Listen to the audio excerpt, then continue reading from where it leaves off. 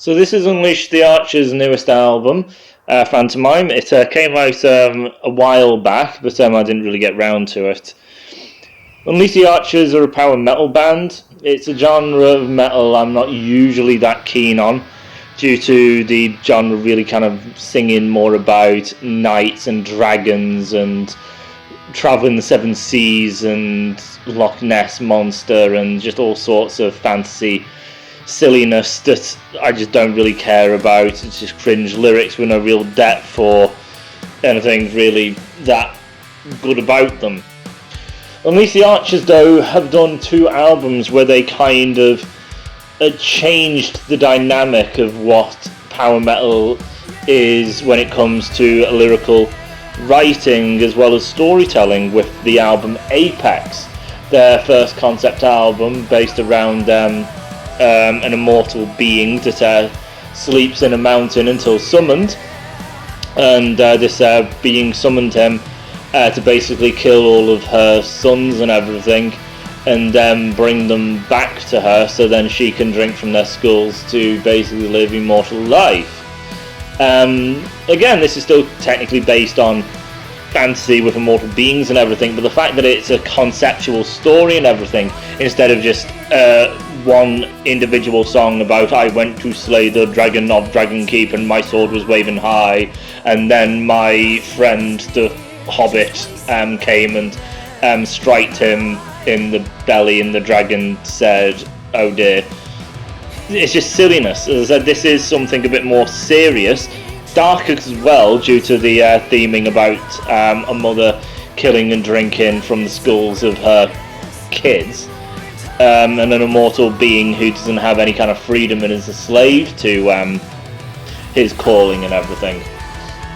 So, due to all that, singer Brittany Slays, I think, really honed her voice for Apex and really came into her own with that album vocally as well as even musically.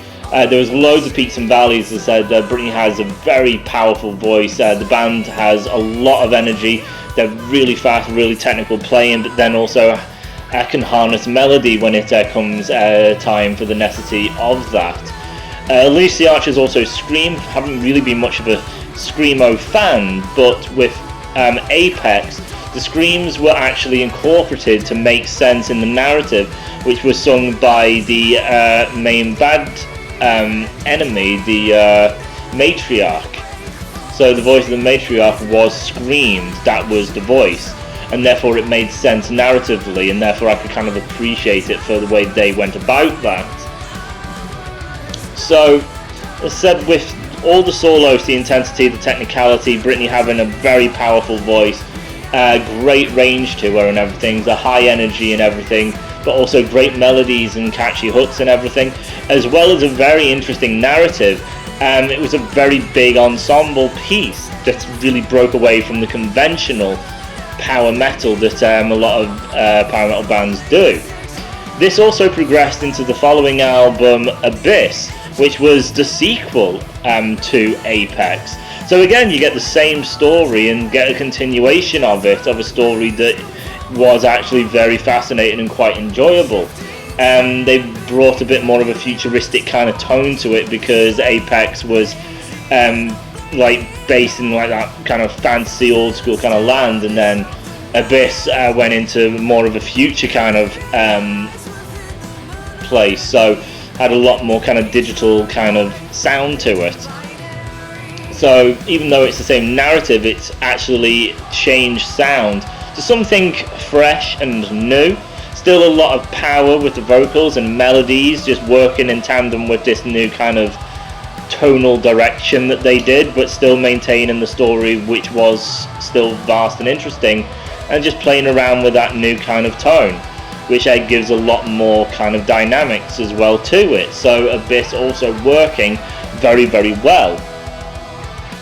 Now coming to Phantomime, this is not a continuation, this is a brand new story. So it's quite interesting, the fact that Unleash the Archers are doing a brand new story. What is it about? What is it going to be like?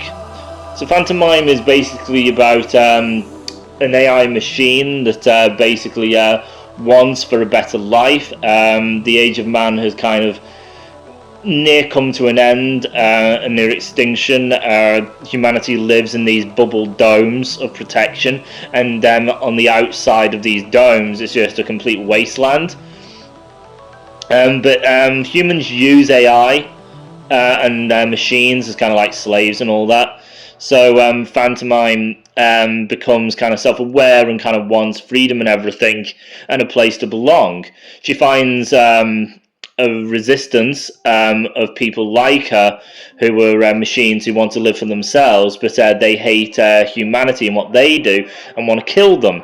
But Phantomime doesn't kind of really want this, wants to basically just live in purity and innocence. So she goes to tell the humans what's coming and everything, because she doesn't think it's right. But then the humans are quite mean and bad themselves.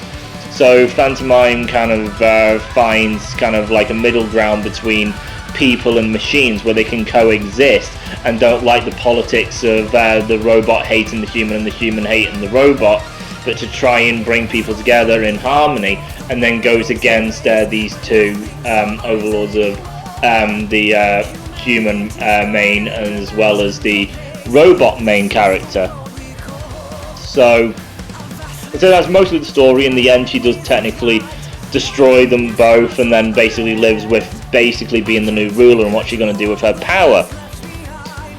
Narratively, even though it's different, it follows similar beats that Britney always really kind of touches on. You could basically see it when you go from Apex to Abyss.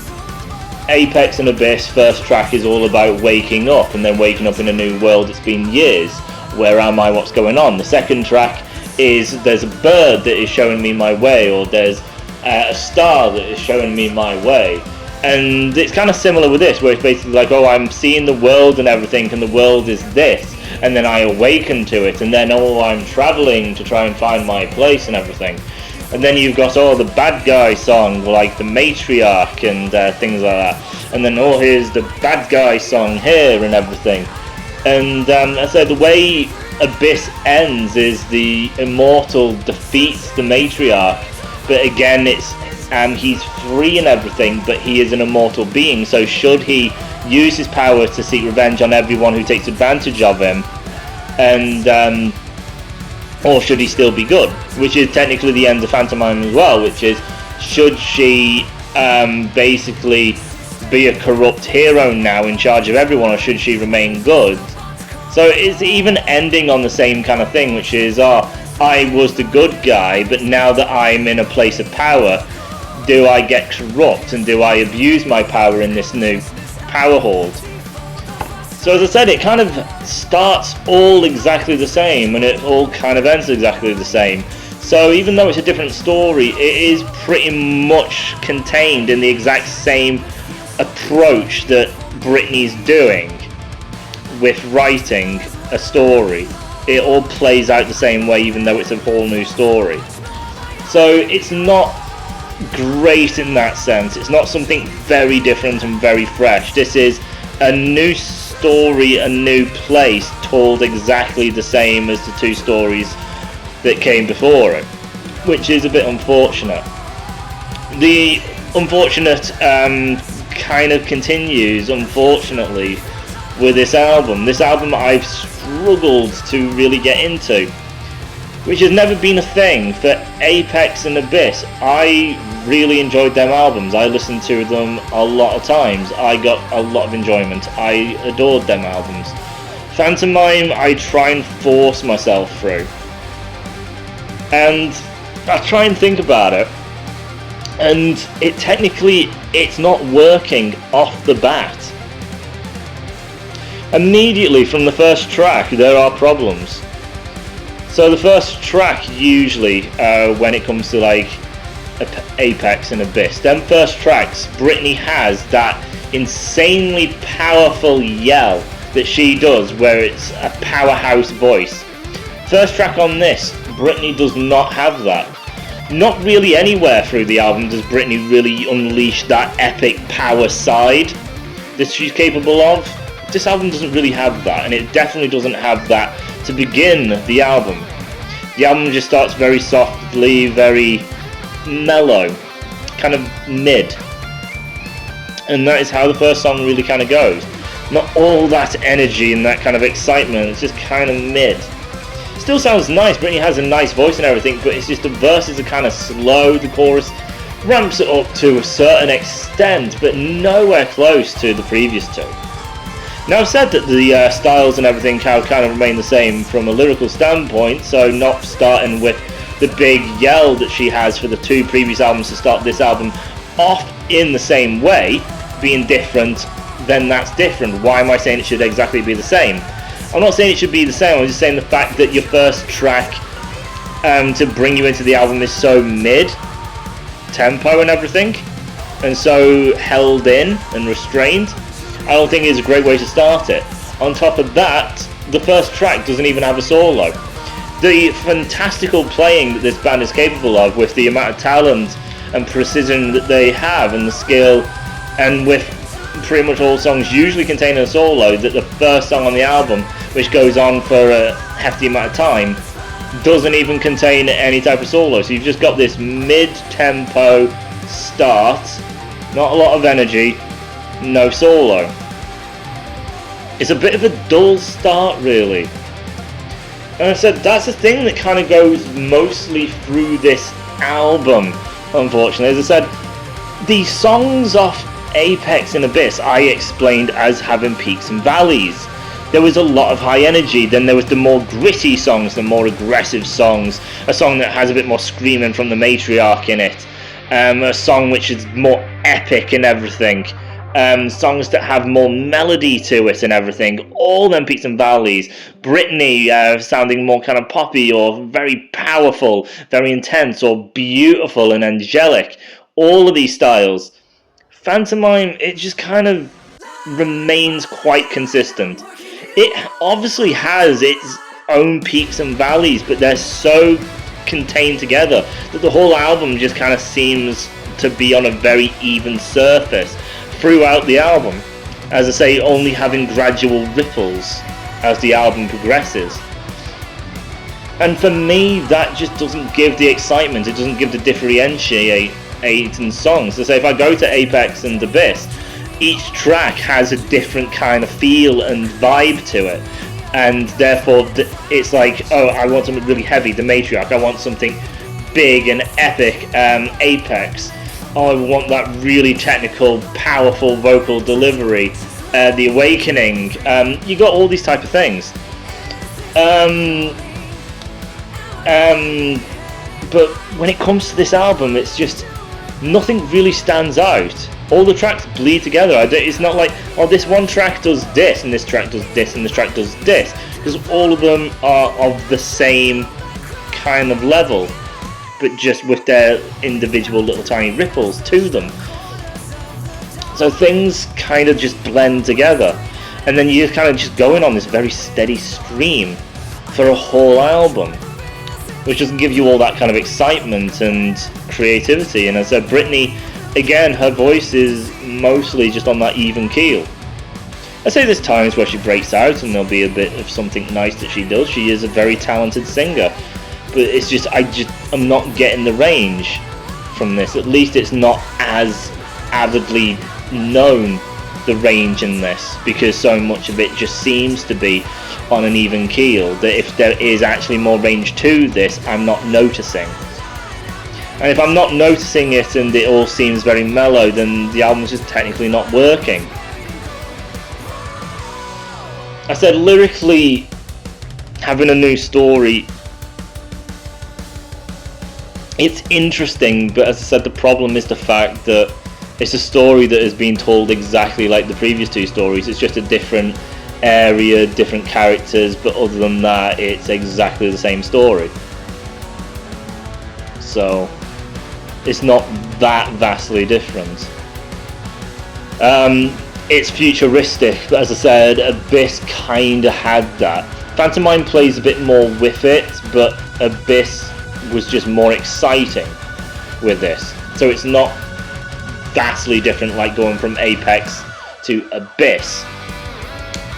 even though this is a completely new story, it's actually very similar in tone to Abyss. It's just Abyss has all them peaks and valleys that makes it very interesting, as for this one remains quite level and even. And as I said, the first song not having that bloomin' solo is such a pain in the neck. The fact that the album starts off with an eagle call,